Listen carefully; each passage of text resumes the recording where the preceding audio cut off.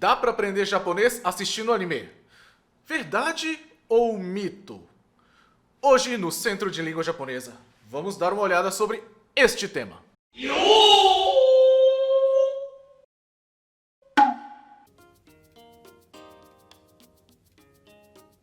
O anime, ele é um material nativo.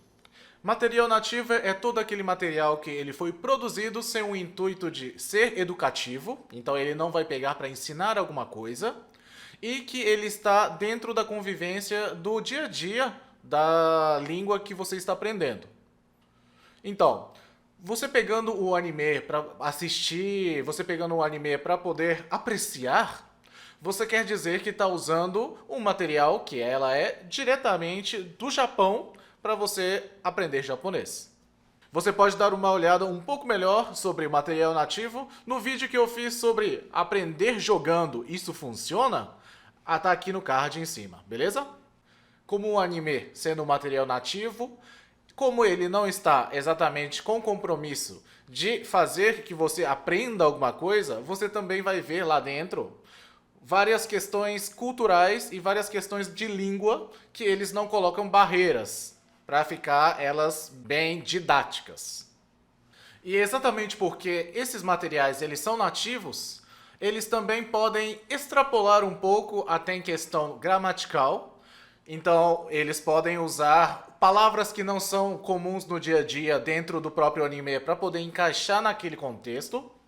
E também podem ter uma situação fantástica que provavelmente não vão acontecer no mundo real. Por exemplo, um dia você entra na biblioteca de seu pai, pega um livro mágico, quando você abre, várias cartas voam pela cidade inteira e um bichinho como esse aqui que está do meu lado, aqui, ó, é quase um chocobo, que fala engraçado, manda você procurar as cartas, né? Como essa situação ela é fantástica, ela vai exigir um vocabulário que também seja fantástico para aquele universo, aquele contexto. Então, se essas palavras todas elas são úteis de maneira geral dentro do dia a dia, talvez não. Talvez você não tenha muita chance de poder falar círculo mágico com outras pessoas. Ou você não vai ter muita chance de dizer que o seu irmão trabalha em exatamente qualquer coisa no seu dia a dia. Talvez possa, não sei. Mas vocês entenderam. Sabendo disso, o anime então ele tem um certo limite em você conseguir pegar um vocabulário que seja útil para o seu dia a dia. Então, isso é inclusive um dos pontos que são cruciais na hora de você escolher um anime, que desde que você tenha a intenção de aprender japonês em cima dela.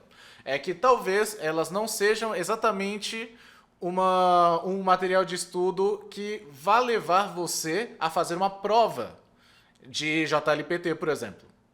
Beleza? Então, qual o ponto positivo em você pegar o anime como uma ferramenta de estudo? O primeiro ponto positivo, que é notável, eu acho que é importante isso ser falado de maneira clara, inclusive é sobre isso, é que para o anime ele ser lançado, ele precisa de passar por vários profissionais. E esses vários profissionais, eles precisam de dar a certeza de que todas as palavras que estão ali naquelas falas sejam faladas de maneira clara e que com a pronúncia impecável. Se a pronúncia ela é errada ou se a pronúncia ela tá um pouco estranha na hora da gravação, provavelmente o diretor de som ele pede para que a pessoa faça novamente essa cena e que faça essa gravação até ela ficar perfeita. Então, a pronúncia dentro de anime, ela é muito confiável. Usar ela principalmente como referência para estudos de pronúncia é muito legal. O anime também, ele dá uma ampla gama de vocabulários que sejam relacionados a aquela temática em específico que o anime ele está trazendo. Então, por exemplo, se você está assistindo um anime que seja de culinária, você vai provavelmente não só aprender sobre culinária, mas você vai saber o nome de ingredientes, você vai saber como que prepara, e além de ter umas comidas que são muito bonitas, não sei nem como é que eles fazem aqueles desenhos, né? Meu, é muito legal. E caso, por exemplo, você esteja assistindo um anime de rinha de animais, que tem uns ratos elétricos, por exemplo, você vai aprender palavras que sejam relacionadas àquele universo. Eu, por exemplo, quando eu era menor, eu sabia a palavra mahi. Mahi significa paralisar, paralisia. E eu lembro que os meus professores ficavam achando muito curiosos que eu não sabia falar pia em japonês, mas eu sabia falar paralisia em japonês. Então, o universo do anime de Rinha de Galo, ele trouxe para mim outra fonte de conhecimento de língua japonesa que não era algo que fazia parte do meu dia a dia enquanto criança. Vale lembrar também que o anime ele é uma obra, né?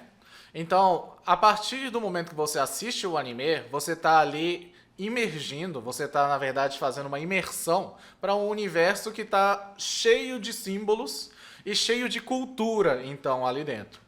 Então, você lá dentro, além de ver o que o próprio anime quer passar como mensagem, você também vai ter uma oportunidade de ver qual vai ser a visão do diretor, por exemplo, da animação sobre aquela temática. Ou vai ver sobre como que essa parte da cultura ela vai fazer impactos em relação ao futuro. Então, quando você vê todos os aspectos do anime, você vai conseguindo sentir que aquela obra ela pode te impactar para que você consiga refletir sobre a sua própria realidade. Assim como a literatura, por exemplo, a literatura ela dá um espaço para descobrir como o mundo seria se todos os livros fossem queimados. Como o mundo seria se, por exemplo, os animais eles dominassem as fazendas no lugar dos homens. E esses espaços que a ficção traz a literatura traz para a ficção é o mesmo que dá para ver com o anime também. Então, por exemplo, tem alguns animes que usam a premissa do se eu fosse a morte, quem eu poderia matar? Isso seria eticamente correto ou não seria eticamente correto, de acordo com Death Note? E até por causa dessa interação que você tem com o anime, você consegue, então, de fato, se conectar muito com a obra, até de maneira psicológica. Então, por exemplo, se o anime ele não se leva a sério, você não tem problema que o autor, por exemplo, ele esqueça de alguns detalhes, principalmente relacionados ao plot ou relacionados ao poder que o personagem tinha, que ela poderia ser usada naquele momento, mas por conta de roteiro, ele vai e esquece. Ou ele realmente esquece mesmo. Às vezes isso acontece. Então, por exemplo, você sabia, essa aqui fica como uma curiosidade. Quando você quer mostrar uma nacionalidade de uma pessoa em japonês, você usa então o nome do país em japonês. No caso, geralmente é o nome americanizado. E a gente acrescenta o jin. Então, você já deve ter visto naquele anime que o garoto precisa de juntar 7 esferas para invocar um lagarto gigante, que as pessoas que têm o cabelo loiro são chamados Super Saiyajins. Super Saiyajins nada mais é do que Jin, que significa uma pessoa que é nascido naquele país, que é o planeta Saiya, né? Ele foi dominado pela família do Vegeta, né? Que existia o rei Vegeta e o príncipe Vegeta. Então, nada mais é do que um cara de saia que é muito forte, porque é super. É como se fosse, tipo assim, eu sou mineiro. Eu sou uma pessoa que, por exemplo, se eu platinar meu cabelo, eu vou virar um super mineiro. Saca? Então, quando você vê esses pequenos detalhes que o próprio autor deixa, a gente só fica tipo, kkk, Toriyama doente. Ou se a gente vai ver, por exemplo, o autor do próprio JoJo's Bizarre Adventure, esquecendo de altos poderes que o personagem tinha, que ele poderia resolver aquilo lá, a gente já escuta já o kkk, Araki doente. E tá tudo bem. Você ainda pode continuar conectado psicologicamente com a obra, você pode achar a obra ótima, e você pode ir lidando com o que você sente junto com o seu anime. E o outro ponto legal em usar o anime como uma ferramenta de estudo é que é super legal você saber falar a fala do personagem ipsis literis em alguma situação do seu cotidiano. Não vai ser muito comum você poder dizer Omae wa mou shindeiru. Mas, se você sabe falar, você já tem uma conversa para fazer com os seus amigos que assistem, que conhecem dos memes, por exemplo. E não só isso, você vai ter um recurso para socializar com outras pessoas, o que é ótimo, muito divertido. E por fim, assistir anime às vezes é até bom para você fazer o JLPT. Nas últimas vezes que eu fiz a prova de proficiência em japonês, na parte de auditiva, se não me engano em 2009, entrando para o novo JLPT, antes era chamado apenas de Noryokushiken, tinha exatamente uma questão que era um áudio fazendo uma mistura entre Gundam e Evangelion. Aí tinha o personagem Asuka! Tinha outros personagens dentro desse meio. Era muito divertido. Então, assistir anime também é uma ótima fonte de estudos para você treinar a sua audição e às vezes cai uma questão disso na prova, por exemplo. Quem sabe? E agora a gente vai para os pontos negativos de você usar o anime como ferramenta de estudo. O primeiro é, eles criam otakus fedidos. Olá, eu sou o Renato, eu sou professor do Centro de Língua Japonesa, eu sou professor também da Escola Modelo de Língua Japonesa e eu amo anime. Hello, my name is Renato, I am 27 years old and I like to play games. Tobi, 平成、力、この世の全てを手に入れた男、海賊王ゴールドロジャー。彼の死に際に放った一言は人々を海へ駆り立てた。俺の財宝か？欲しけりゃくれてやる。探せ！この世の全てをそこに置いてきた。男たちはグランドラインを目指し夢を追い続ける。世はまさに大海賊時代。Olha só, que bagaceira. E o segundo ponto negativo é que como o anime ele tem um público específico também, caso você esteja já no intermediário para o avançado da língua japonesa, você está prestando N1, está prestando N2 às vezes, o anime não vai ter o vocabulário ou não vai ter a gramática suficiente para que você possa usar como fonte de estudos para você passar nessas provas, por exemplo. Então, se você pega para assistir um anime que é voltado para as crianças de mais ou menos uns 7, 8 anos no Japão, que tem o quê? Uns 300 kanjis por volta, mais o hiragana e o katakana, provavelmente você não vai ter gramática e você não vai ter treinado a escuta o suficiente para poder fazer, por exemplo, uma prova do N2. O segundo ponto negativo é que o anime ele não está interessado em ensinar japonês para ninguém. Como ele é um fruto dentro do entretenimento, e também eles estão visando lucros, né?